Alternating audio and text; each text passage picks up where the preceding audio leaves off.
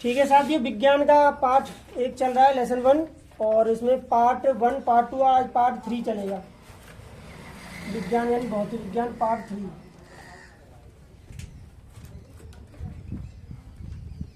भौतिक विज्ञान पार्ट 3 चलेगा।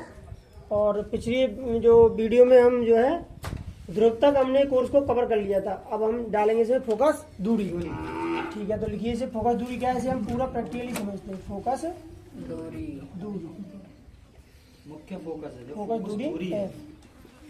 फोकस दूरी आप लिखिए। तो फोकस दूरी क्या है, तो ये कोई दर्पण मान लीजिए।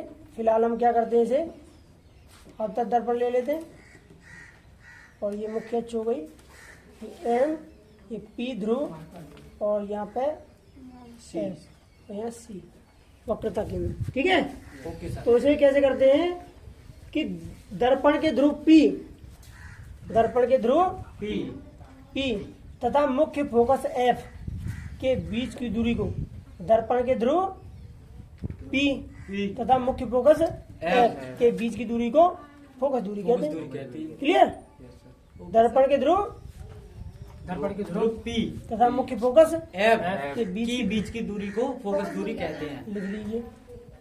दर्पण के लिखिए, ये हाँ लिख रहे हैं, किसम लिखिए, दर्पण देख रहे हैं के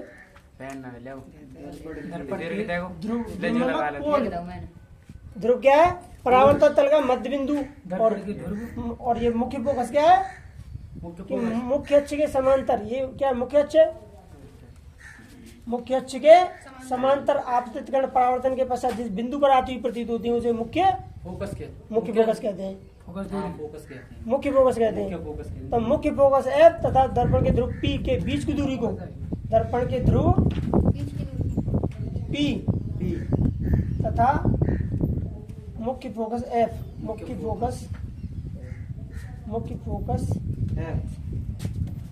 फोकस के बीच की दूरी को फोकस दूरी कहते हैं। फोकस दूरी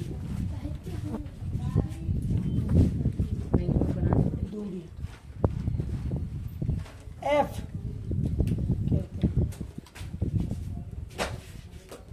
यानी यहाँ से और यहाँ तक की डिस्टेंस को एफ कहेंगे। अब ये जो न्यूमेरिकल होंगे, जो मुख्य फोकस, इसमें जैसे फोकस दूरी पूछाई जाएगी तो वो ये वाली डिस्टेंस होगी। ठीक है, एफ कहते हैं। क्लियर हो गया होगा? ध्रुव पी तथा मुख्य फोकस एफ के बीच की दूरी को फोकस दूरी कहते हैं। आगे लिखिए फोकस तल। फोकस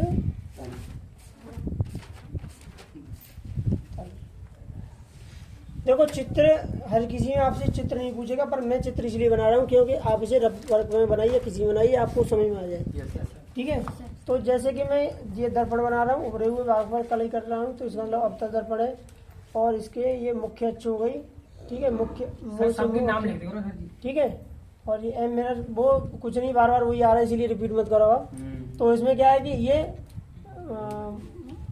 मुख्य फोकस एफ हो गया, ये वक्रता केंद्र सी हो गया। ठीक है, तो मुख्य फोकस एफ है, तो मुख्य फोकस एफ में क्या करना है इसमें कि जिस गोले में से, यानी ये मुख्य अक्ष के, यानी ये मुख्य अक्ष है, मुख्य अक्ष के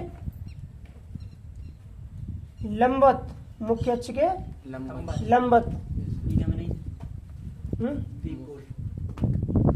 वो से लिखो नहीं, बार बार कोई दिक्कत नहीं, एक आध पॉइंट छूट जाए। मुख्य अक्ष के लंबवत फोकस एफ पर, मुख्य अक्ष के लंबवत फोकस एफ पर, मुख्य अक्ष के लंबवत फोकस एफ पर। समझ आ गया था ना? मुख्य अक्ष के लंबवत फोकस एफ पर एक ही चीज है ना, फोकस एफ से होकर जाता है, फोकस तल कहलाता है। मुख्य अक्ष के लंबवत फोकस एफ से होकर जाता है, फोकस तल कहलाता है। फोकस तल कहलाता है। मुख्य अक्ष के लंबवत फोकस तल, फोकस तल से होकर जाता है, अरे ना, मुख्य फोकस एफ से होकर जाता है, एफ से होकर जाता है, फोकस फोकस तल तल कहलाता है। कहलाता है। मुख्य अक्ष के लंबवत, मुख्य अक्ष के लंबवत, मुख्य अक्ष के लंबवत लिख लीजिए इसे। मुख्य अक्ष के लंबवत मुख्य फोकस एफ पर होकर जाता है। मुख्य अक्ष के लंबवत, लंबवत, मुख्य अक्ष के लंबवत, मुख्य फोकस एफ से, मुख्य फोकस एफ से होकर होकर जाता है, उसे कौन है? फोकस तल कहलाता है, या उसे फोकस तल कहते हैं। जाता है उसे फोकस तल कहते हैं।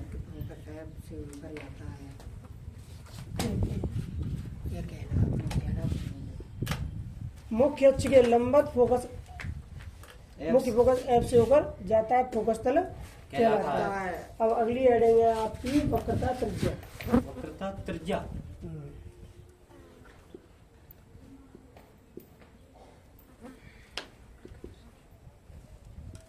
इसे समझ लीजिए, ये चित्र किसी में नहीं मिलेगा और आप भी कोई बनाने की कोई आवश्यकता नहीं है, बस आप समझने के लिए रफ कॉपी में भी इसे बना सकते हैं। इधर देखिए,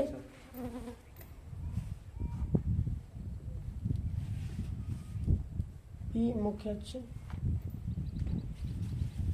तो इधर देखेंगे वक्रता त्रिज्या, यानी वक्रता, ये यहाँ पे एफ हो गया, यहाँ सी हो गया।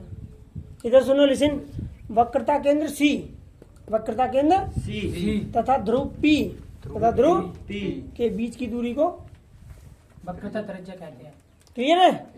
लिख लीजिए, वक्रता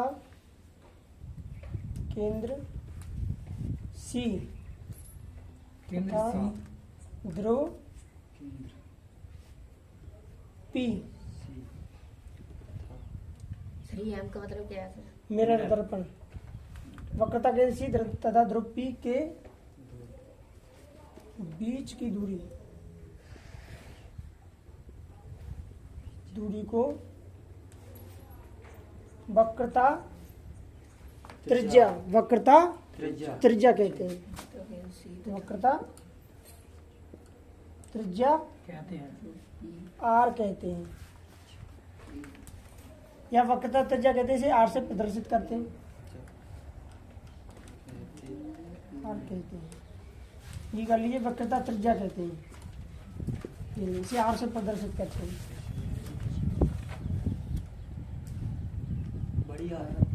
बड़ी कर लो, छोटी कर लो, इससे कोई फर्क नहीं है। जो फिर जैसे इसे छोटा करो तो सभी छोटे कर दोगे, इससे और सी प्रदर्शित करते हैं।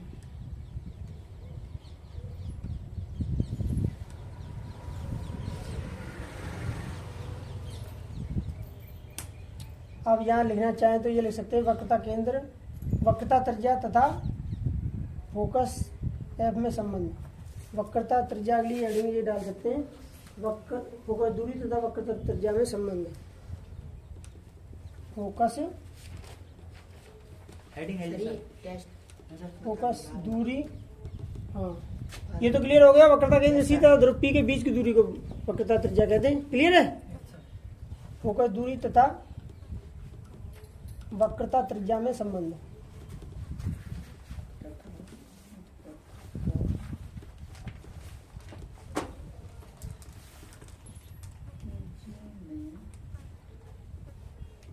फोकस दूरी तथा वक्रता त्रिज्या में संबंध। देखिए इसे, यस तो फोकस दूरी, अब ये यहाँ पे तुम देख रहे होंगे कि फोकस दूरी क्या है, एफ से और पी, यानी मुख्य फोकस एफ से ध्रुव पी के बीच की दूरी है, तो ये इतनी है, और ये प्लस ये दोनों मिला के त्रिज्या है। त्रिज्या, यानी कि एक तरीके से कह सकते हैं कि फोकस दूरी एफ बराबर या ऐसे कर लीजिए कि आर बराबर 2f, यानी वक्रता त्रिज्या अगर 2f, एक ये रही और एक इतनी 2f अगर आप मिल जाए तब जाके एक वक्रता त्रिज्या बनेगी। Yes sir. यानी इतना हो गया यस सर और इतना ही फिर इधर सर इसे ऐसे कर ले तो R बराबर F/2 नहीं R/2 बराबर F होगा। सर हमारे स्कूल में तो R बराबर F/2 लिखवाया था। R बराबर F/2 क्या F बराबर R/2? पता ना लो। मतलब तो हम कह रहे बस इतना ही कर लीजिए। ये समझने को ये समझ सकते हैं कि देखो ये यहाँ पे यहाँ से और यहाँ तक का F है हैं और यहाँ से लेके यहाँ तक का R है, और तो दो F मिल जाएंगी जब एक R बनेगी। यस सर यानी ये R ज्यादा है, यानी R को आधो कर दें तब एक F है, या दो F मिल जाए तब एक R के बराबर है। वो कितना दे समझ आ गई? दोनों लिख लें, एक लिख दोनों ही लिखने पड़ेंगे, हाँ सर ऐसे लिखाई है बराबर R/2। ठीक है। या फिर यहाँ पे ये कर सकते हैं, या F बराबर R/2। अब ये इधर कर दो इधर कर दो, इससे कोई फर्क पड़ेगा? इससे तो नहीं पड़ेगा। तो कहने का मतलब ये है कि जो F है वो एक पार्ट है और ये दो पार्ट में, तो मतलब दो F मिल जाएंगी जब एक R बनेगी, वक्रता त्रिज्या बनेगी। समझ आ गया? क्लियर है? यस सर चलो आगे का टॉपिक शुरू करते हैं साथियों। अब मतलब अवतल दर्पण में वस्तु तथा वस्तु का बनने वाला प्रतिबिंब, ये 6 स्थितियों में होता है और 6 में से एक 100% क्वेश्चन आता ही, चाहे कोई सी भी कितने भी सेट पेपर बन जाए एक क्वेश्चन उसमें से आता ही है। ठीक है, तो हेडिंग डाल लीजिए अवतल दर्पण में वस्तु तथा प्रतिबिंब का बनना। अवतल दर्पण में वस्तु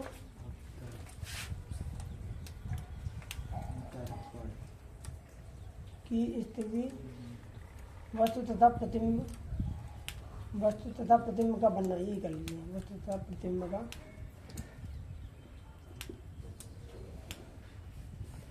वस्तु तथा प्रतिबिंब का बनना। ठीक है, नंबर 1 में हेडिंग क्या डालेंगे? जब वस्तु अनंत पर हो। अवतल दर्पण में जब वस्तु अवतल दर्पण में जब वस्तु अनंत पर हो, अनंत पर हो। अनंत पर अवतल दर्पण में जब वस्तु अनंत पर हो, तो देखते हैं इसे।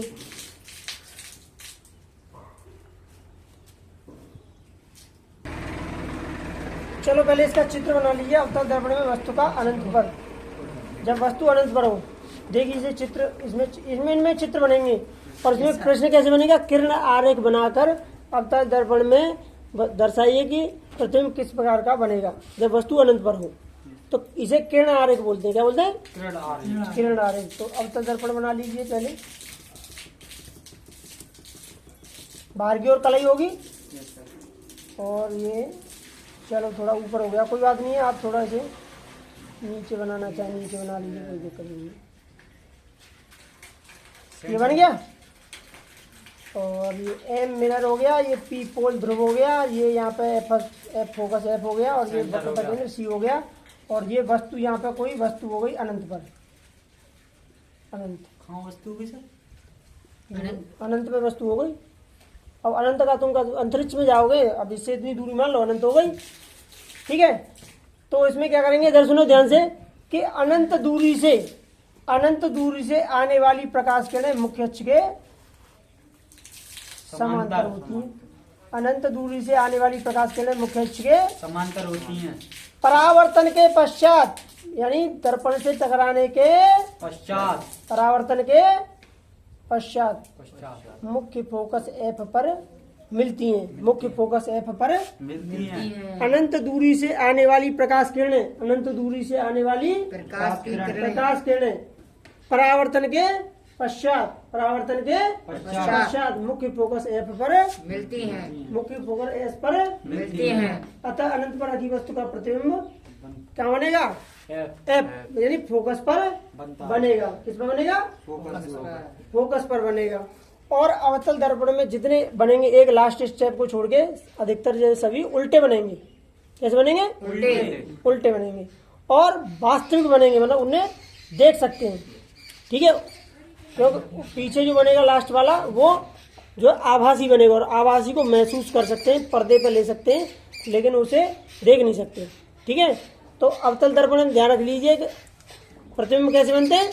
उल्टे बनते हैं। प्रतिबिंब उल्टे बनते हैं और वास्तविक बनते हैं, ठीक है। उल्टे और वास्तविक वास्तविक। तो देखिए थ्योरी याद हो रही होगी आपको, चित्र भी बनाना है उसमें। किरण आरेख आता है, यानी जैसे 2 नंबर में आया तो 1 नंबर का किरण आरेख और 1 नंबर की थ्योरी। अनंत दूरी से आने वाली प्रकाश किरणें मुख्य अक्ष के समांतर होती हैं। मुख्य अक्ष के समांतर होती हैं।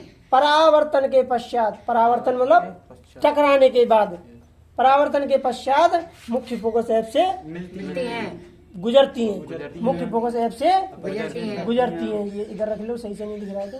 मुख्य फोकस ऐप से गुजरती हैं। मुख्य फोकस ऐप से गुजरती हैं, ठीक है। बस यही मेन पॉइंट है।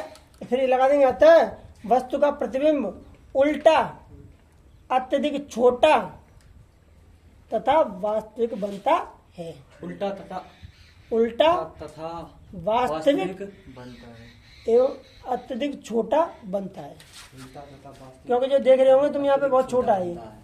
तो लिख लिए, अनंत दूरी से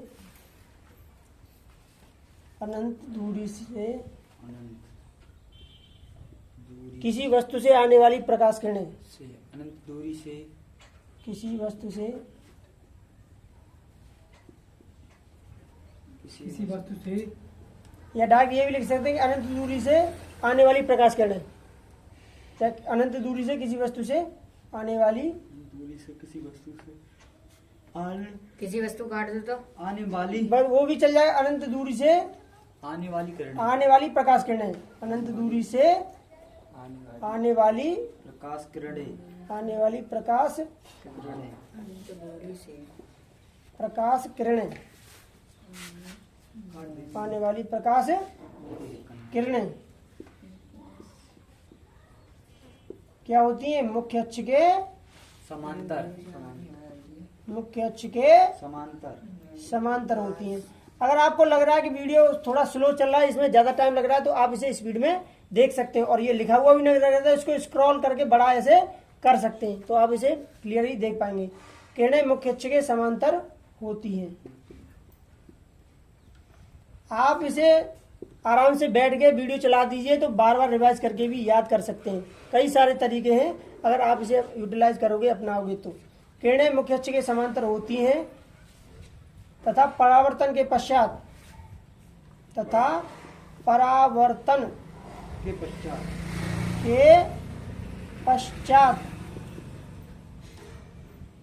मुख्य फोकस एफ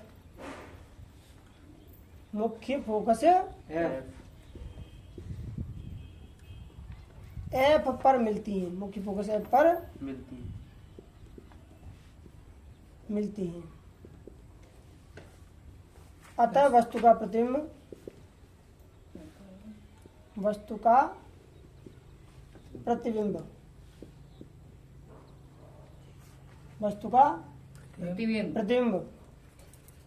उल्टा बनता है, उल्टा और वास्तविक तथा अत्यधिक छोटा बनता है। एवं अत्यधिक छोटा एवं वस्तु से छोटा बनता है। वस्तु से छोटा बिंदु आकार का बनता है। उल्टा बिंदु आकार का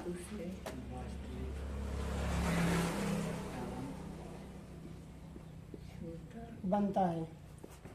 यहाँ अगर चाहो तो नोट में लिख सकते हो तुम, बिंदु आकार के प्रतिबिंब के उल्टा या सीधे होने का कोई अर्थ नहीं है। अब ये बिंदी रख दी, ये उल्टी है कि सीधी है? तो बिंदु आकार के प्रतिबिंब के उल्टे या सीधे होने का कोई अर्थ नोट में लिख सकते हैं अलग से। बिंदु आकार के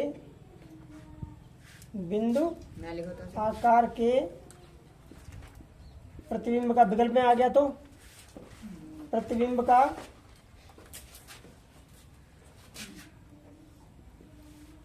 उल्टा या सीधा होने का कोई अर्थ नहीं। उल्टा या सीधे होने का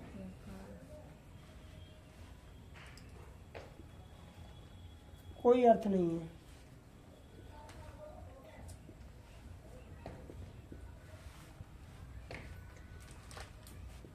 उल्टा या सीधे होने का कोई अर्थ नहीं है। ये आपका एक स्टेप पूरा हो गया। क्या करना क्या है, और बार बार ये चीज प्रक्रिया घटित होगी। आपको इतना ध्यान रखना है कि अनंत पर बनेगा, अनंत पर कोई वस्तु हो तो उसका प्रतिबिंब का बनेगा मुख्य फोकस पर। अब इसमें 3 स्थिति पूछी जाती है। क्या पूछी जाती है? 3 स्थिति। यानी वस्तु की स्थिति तो वस्तु कहाँ पे? अनंत पे। प्रतिबिंब की स्थिति तो प्रतिबिंब कहाँ पे? एफ पे। और इसमें पूछा जाता है आकार, छोटा या बड़ा। तो आकार कैसा है प्रतिबिंब का आकार? अत्यधिक छोटा बिंदु आकार का। और एक और चीज पूछी जाती है, वो पूछी जाती है प्रतिबिंब की प्रकृति।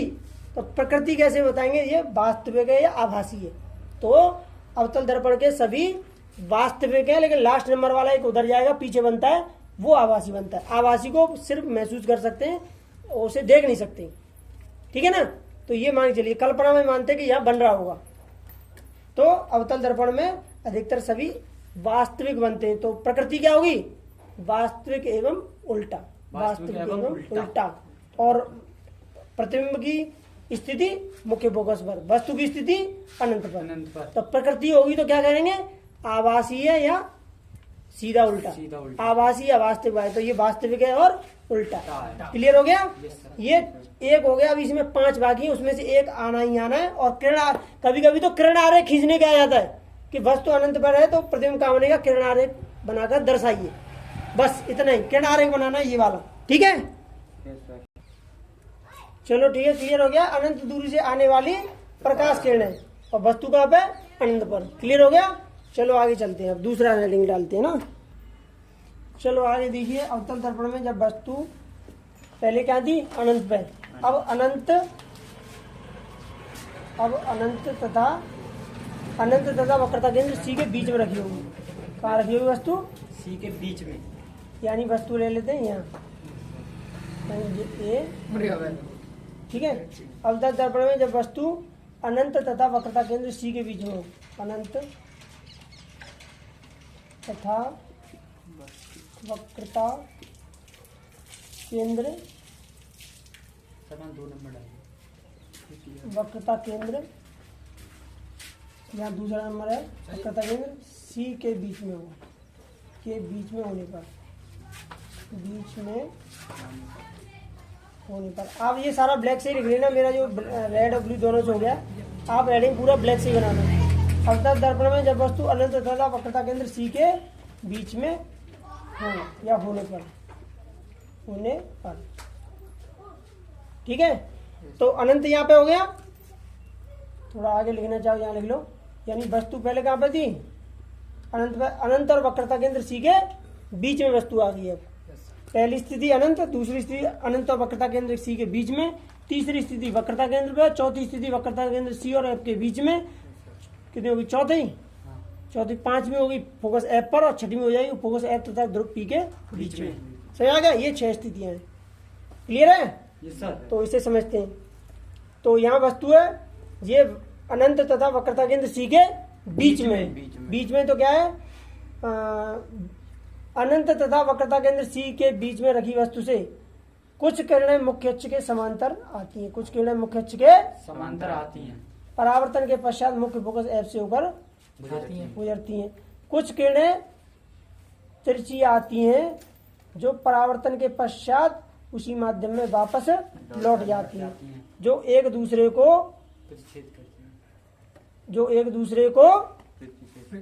वक्रता केंद्र सी तथा ये ए भी, अनंत तो यहाँ हो गया, ये वक्रता केंद्र सी हो गया। तो वस्तु इन दोनों के बीच में है। ए भी वस्तु है, यानी ए बी जो नाम दिया गया वस्तु को, मैंने ऐसे रखा है कि ये ए और ये बी। जब इसका जो प्रतिबिंब बनेगा तो क्या करेंगे कि यानी अनंत तथा वक्रता केंद्र सी के बीच में रखी वस्तु, लिसन इधर देखिए, अनंत तथा वक्रता केंद्र सी के बीच में रखी वस्तु से कुछ किरणें मुख्य अक्ष के समांतर तथा कुछ किरणें तिरछी आती हैं। परावर्तन के पश्चात कुछ किरणें मुख्य फोकस से होकर गुजरती हैं तथा कुछ उसी माध्यम में वापस चली जाती हैं। जो एक दूसरे को वक्रता केंद्र सी, वक्रता केंद्र सी तथा एफ, फोकस एफ तथा फोकस एफ के बीच में काटती हैं। यही वस्तु का प्रतिबिंब। अब ये क्यों लिखा मैंने ए बी, क्योंकि ए ऊपर है बी नीचे है। अब क्या करेंगे इसमें, बी ऊपर हो जाएगा बी डैश और ए डैश नीचे हो जाएगा, यानी ए बी जो था वो पलट के कैसे हो गया, उल्टा हो गया। तो प्रतिबिंब कैसा बना, उल्टा बना। समझ आ गया। तो प्रतिबिंब उल्टा बना, वस्तु से छोटा बना तथा आभासी या वास्तविक, वास्तविक वास्तविक बना, मतलब उसे देख सकते हैं। Yes sir. ठीक है, बस यही सब लिखना, लिख दीजिए। यहाँ से यहाँ मैंने अनंत लिख रखा है, इसे थोड़ा आप साइड में लिख लें और ये ऐसे करना शुरू करें। तो लिखे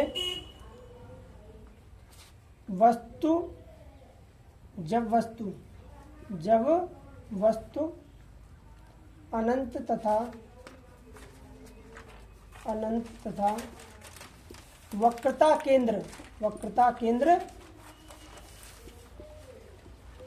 केंद्र सी के बीच में होती है, सी के बीच में होती है, तब कुछ प्रकाश किरणें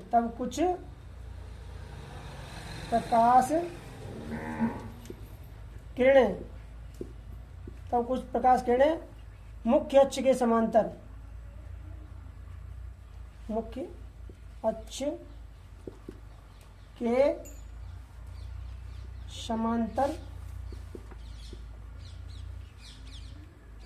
आती हैं तथा कुछ तिरछी आती हैं तथा कुछ तिरछी होती हैं।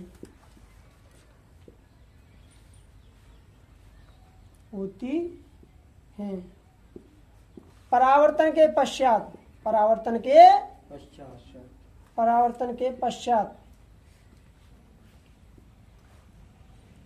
कुछ किरणें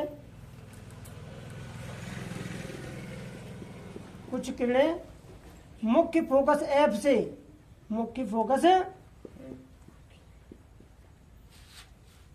से तथा कुछ तिरछी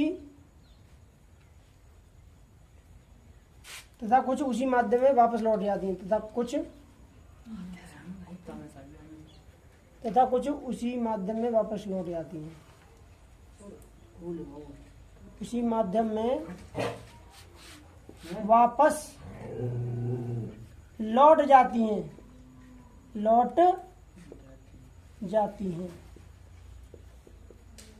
जो एक दूसरे को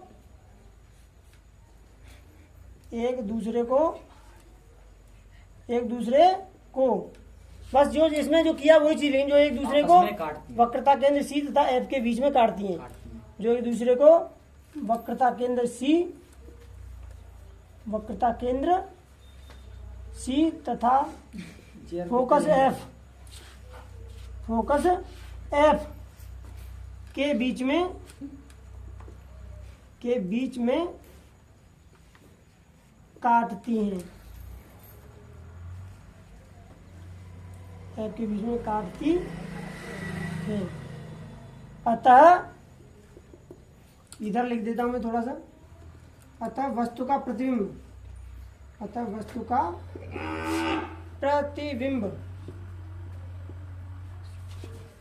कैसा होगा, उल्टा, वास्तविक। वस्तु का प्रतिबिंब लिखना चाहो तो लिख देना बी डैश ए डैश, ठीक है, ये भी लिख सकते हैं। और जब यहाँ वस्तु आए तो यहाँ लिखना वस्तु ए बी। प्रतिबिंब उल्टा वास्तविक तथा वस्तु से छोटा बनता है, छोटा बनता है। क्लियर है? इसी में से अनंत, इधर सुनिए एक बार और समझ लीजिए थोड़ा सा। अनंत और वक्रता केंद्र के सी के बीच में रखी कोई वस्तु से आने वाली प्रकाश किरणें, कुछ प्रकाश किरणें मुख्य अक्ष के समांतर तथा कुछ तिरछी होती हैं। परावर्तन के पश्चात कुछ किरणें मुख्य फोकस एफ से गुजरती हैं तथा कुछ किरणें उसी माध्यम में वापस चली जाती हैं, जो एक दूसरे को वक्रता केंद्र सी तथा फोकस एफ के बीच में काटती हैं। अतः वस्तु का प्रतिबिंब बी डैश ए डैश उल्टा वास्तविक तथा वस्तु से छोटे आकार का बनता है। बस ये लिखना है। ठीक है साथियों, अगर आपको ये सब पसंद आ रहा हो तो आप जरूर इसे लाइक कीजिए, शेयर कीजिए और प्लीज प्लीज प्लीज इसे सब्सक्राइब कीजिए। Thank you.